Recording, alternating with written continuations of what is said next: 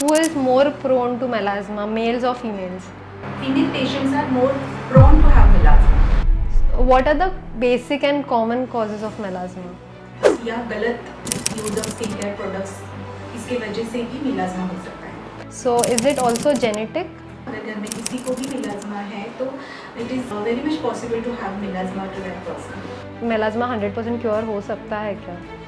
ये एक सच्चाई है कि melasma is a chronic condition. ऐसा नहीं है कि कल melasma डेवलप हुआ पेशेंट को और वो आज ट्रीटमेंट के लिए आए. लोग नॉर्मली मेलाज्मा के लिए मेडिकल स्टोर से कोई क्रीम लेके लगाते हैं and then the skin gets worse. इसको हम हमारे मेडिकल टर्म में बोलते हैं steroidal abused skin. Home remedies for melasma जिससे मेलाज्मा कुछ हद तक कम हो जाएगा. लैक्टिक एसिड जैसे कर्ड आपको आपके पैचेस को लाइटन अप करने के लिए हेल्प कर सकता है. What is the best melasma treatment that can be done? So melasma के ट्रीटमेंट में केमिकल पील्स, लेजर्स और माइक्रोनीडलिंग.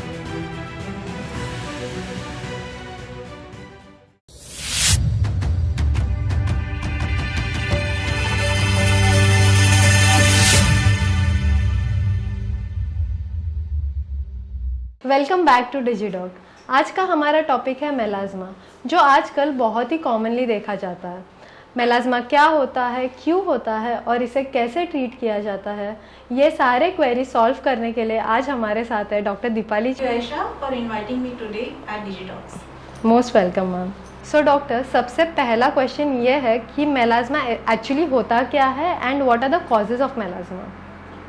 सो melasma एक ऐसी स्किन कंडीशन है जिसमें स्किन पे डार्क और डिस्कलर्ड पैचेस डेवलप होते हैं, specially over the face, cheeks पे, नोज पे एंड फोरहेड पे. इसका मेन रीज़न है कि मेलानोसाइट्स में से मेलानिन का एक्सेसिव प्रोडक्शन जो कॉज करता है मेलाज्मा. ओके.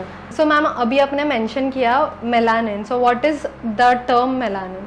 मेलानिन ये पिगमेंट है जो हमारे स्किन का कलर डिसाइड करता है. Okay.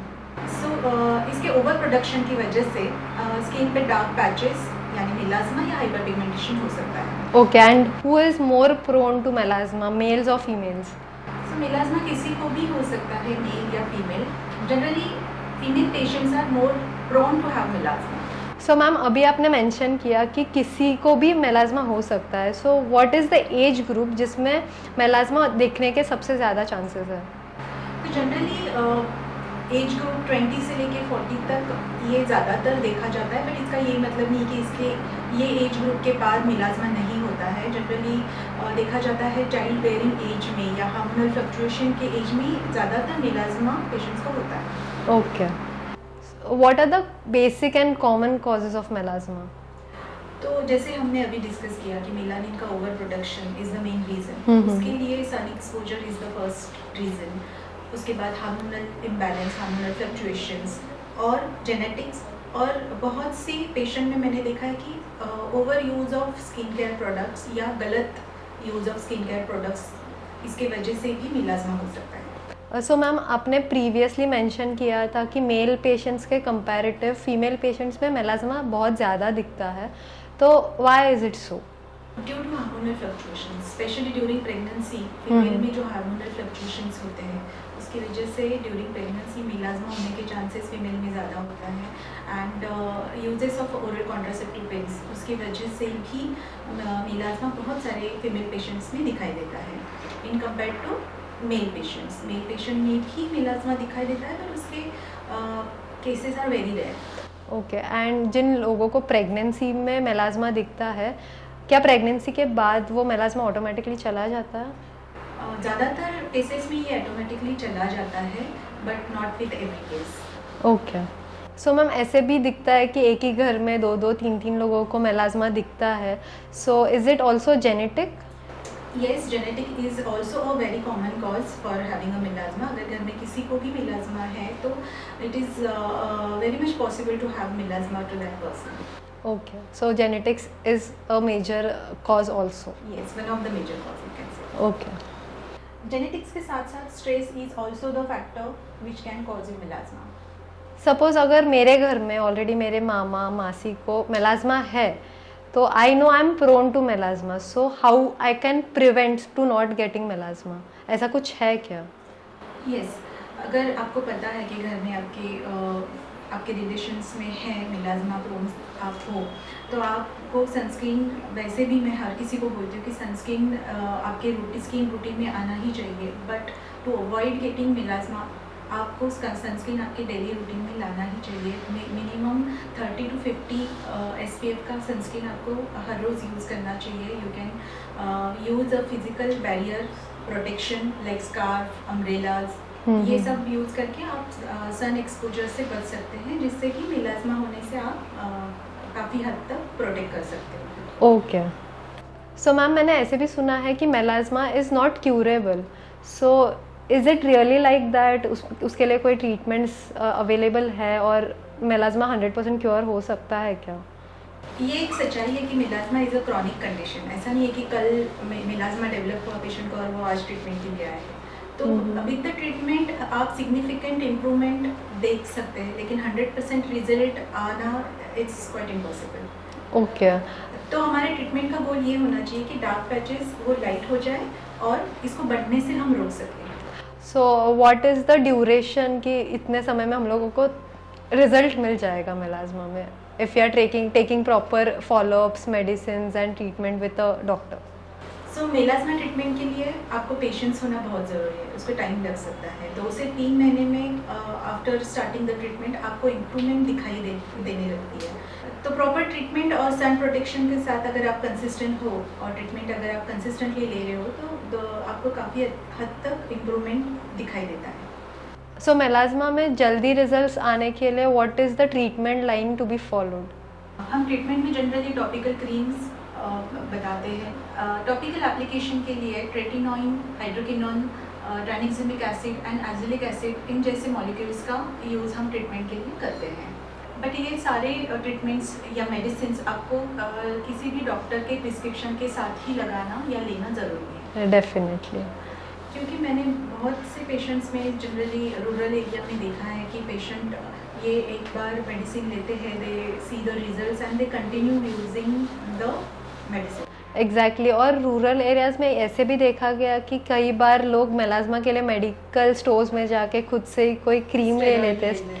Exactly, and for few days they get amazing results and then they tend to continue it, and when they stop using वो skin और worst हो जाता है।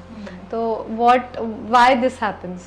मैंने इसे देखा है कि बहुत से पेशेंट स्पेसिफिकली रूरल एरियाज़ में अगर किसी प्रिस्क्रिप्शन के साथ ये मेडिसिन लगाते हैं तो दे सी द रिजल्ट्स और they do continue using it for several months और ईयर्स, तो इसकी वजह से उनकी स्किन और डैमेज हो जाती है। राइट, और मैंने भी कई बार देखा है कि लोग नॉर्मली मेलाज़मा के लिए मेडिकल स्टोर से कोई क्रीम लेके लगाते हैं and then the skin gets verse.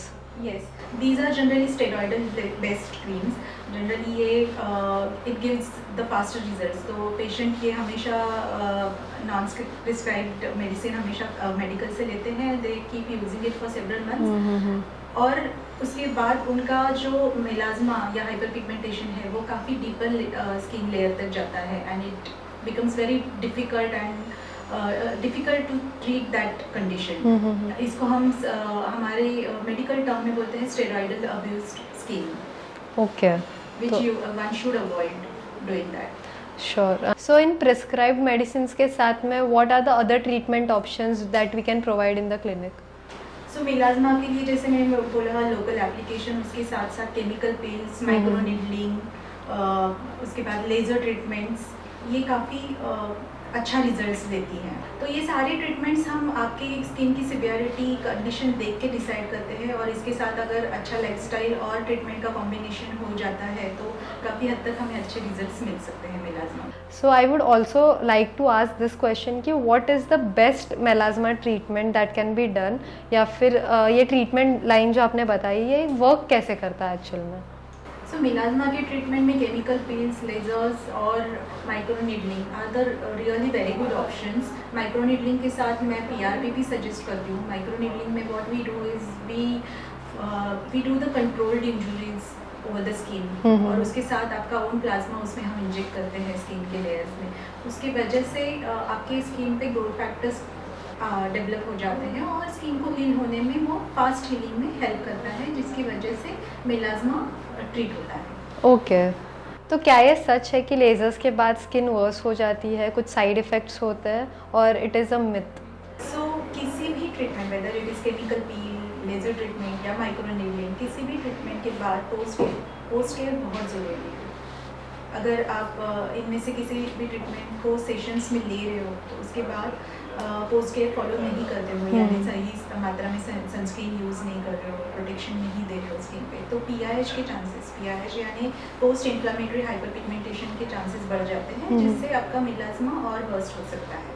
Okay, so what is the ideal skincare routine for melasma that you would like to suggest? Definitely sunscreen.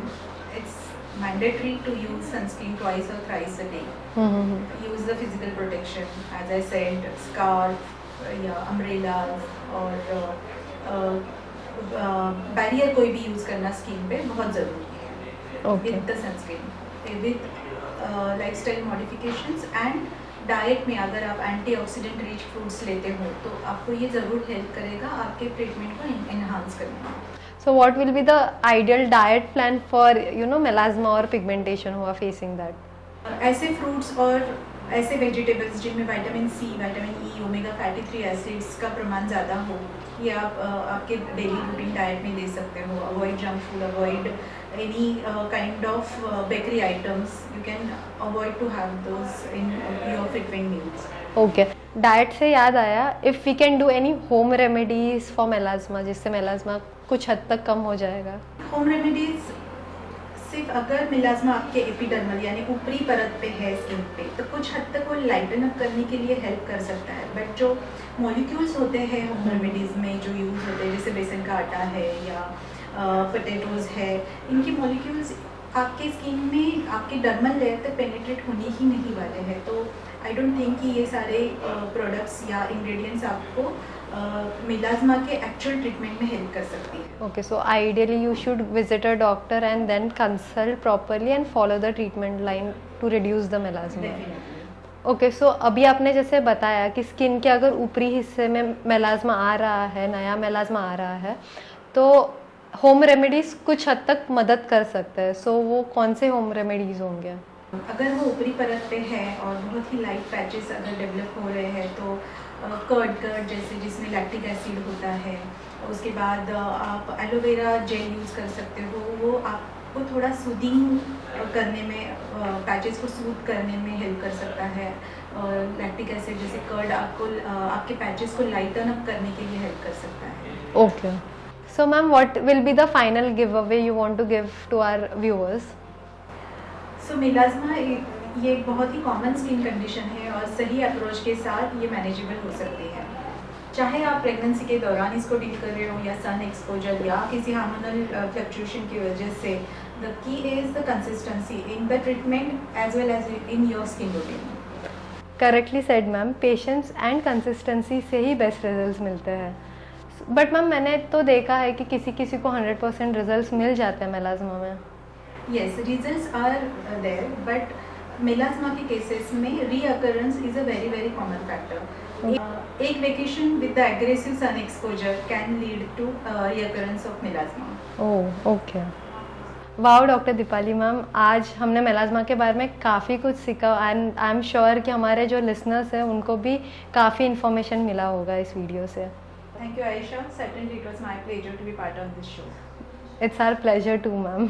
Stay tuned for more health related topics with DigiDoc. And if you like the video, like, share and subscribe. And remember, we are your Health Simplified.